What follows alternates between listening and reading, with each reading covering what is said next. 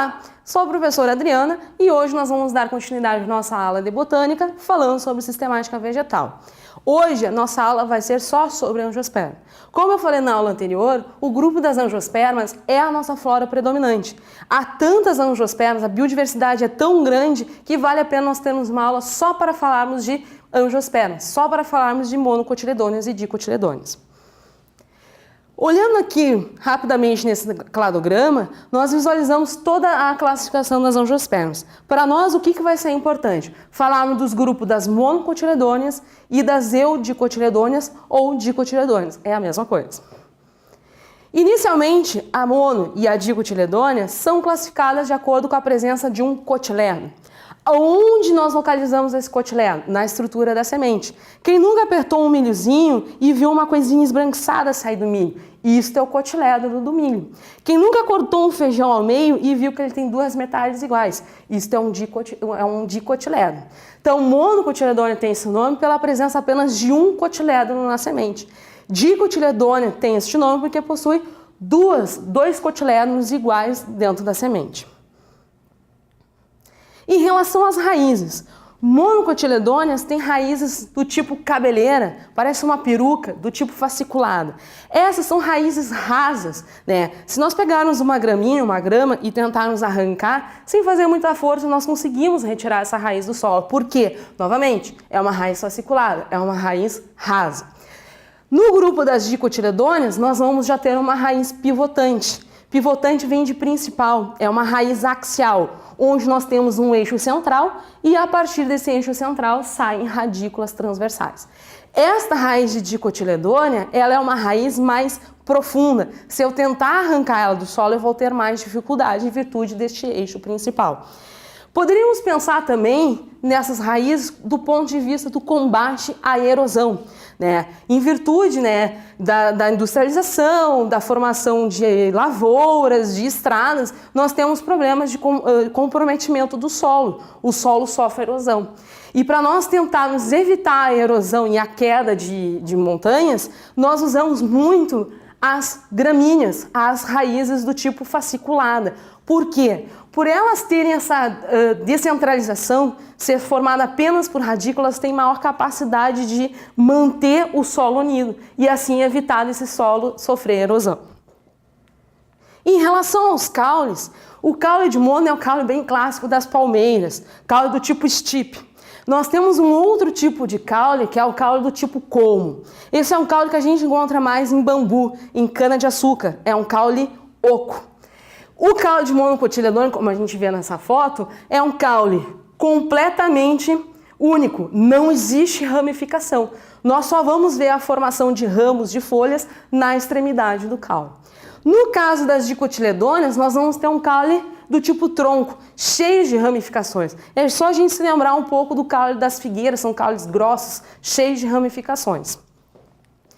Se eu olhar a histologia, se eu fizer um corte de novo transversal do caule e olhar de cima esse caule, nas monocotiledôneas eu vou ver um caule desorganizado. Então, como a gente está observando, não existe uma organização desses vasos. Nós não conseguimos discernir o que é um floema e um xilema.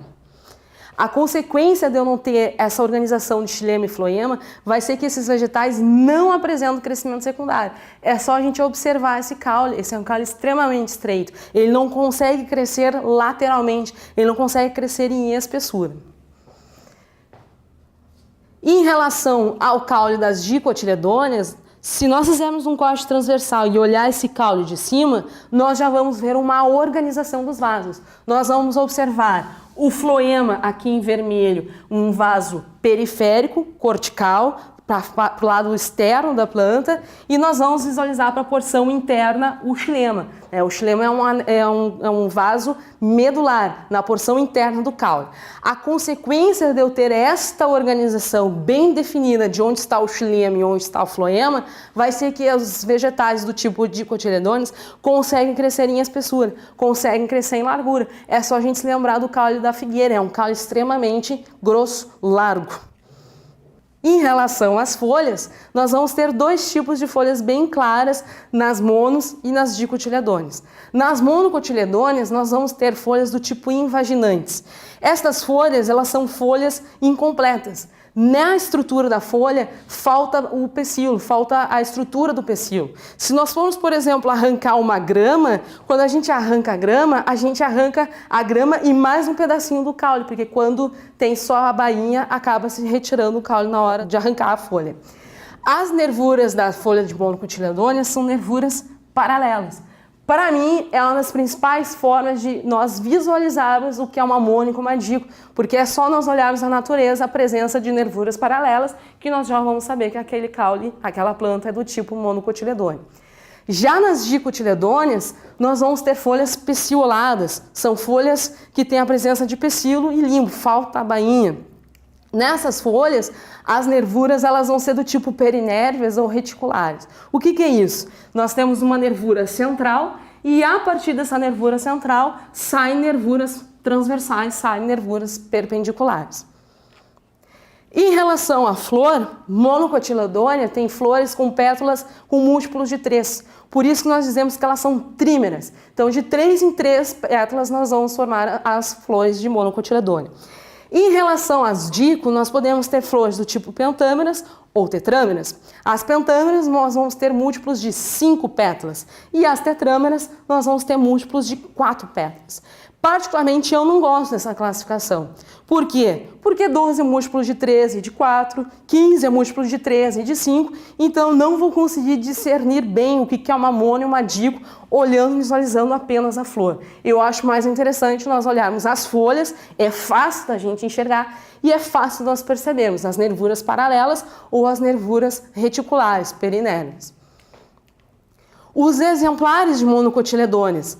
As monocotiledôneas está o grande grupo das gramíneas, que são as plantas que produzem grãos. A nossa base da alimentação é praticamente toda a base de gramíneas. Nós vamos ter aqui como representante cana-de-açúcar, milho, aveia, arroz, trigo, cevada, são bem representantes da nossa alimentação. E representante das dicotiledôneas, nós vamos ter aqui as leguminosas, as plantas que formam legumes. Também temos 2 representantes interessantes da nossa alimentação, o feijão e a soja. Quais são os outros representantes das leguminosas? O amendoim, aqui o morango está representando as plantas que produzem frutos, então praticamente todos os frutos, todas as frutas que nós nos alimentamos são dicotiledôneas. Outro representante interessante na economia do Brasil é o café, então existe bastante representantes aqui também dentro das dicotiledôneas. Então hoje nós terminamos nossa aula de angiospermas, espero que vocês tenham gostado bastante das monos e das dicotiledôneas. É bem comum, é bem recorrente questões sobre esses vegetais em provas de vestibulares e a próxima aula nós vamos iniciar então falando da histologia vegetal.